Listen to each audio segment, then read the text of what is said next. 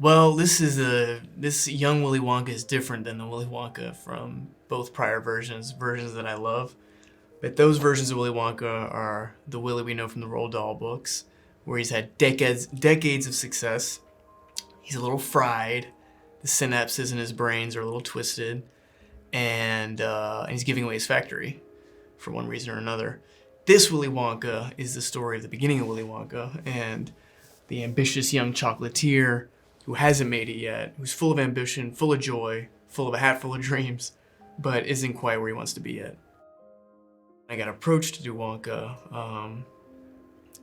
sometime in 2021, and immediately was so charmed by the script. The lyrics for Hat Full of Dreams were written out without the music, but I just was so charmed and instantly got a sense of the character whose money's dwindling, but refuses to see the world as anything less than full of possibilities, and I saw the take. I saw the how this was different than the Charlie and the Chocolate Factory versions of Willy Wonka, and I thought it was clever, and I was charmed by that.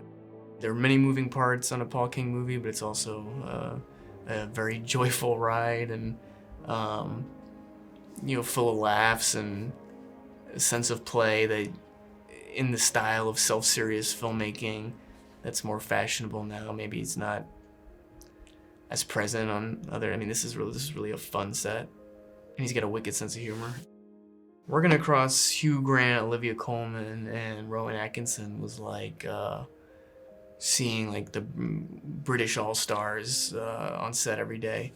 Let alone Keegan-Michael Key, who's hilarious. Somebody whose sketches I grew up on. Matt Lucas, Matt Baton. These are all, Patterson Joseph. These are all wonderful British actors. So yeah, it sort of felt like stepping into a Sunday roast or something as the ignorant Yankee from across the seas, across the pond.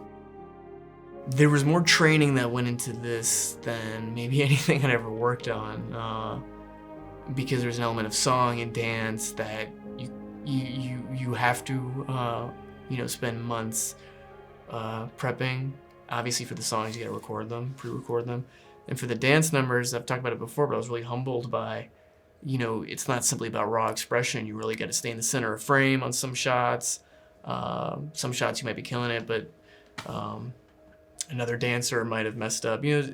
All sorts of variables that you wouldn't really consider in a A-B talking scene, So it was more challenging, but ultimately more rewarding than maybe something more traditional.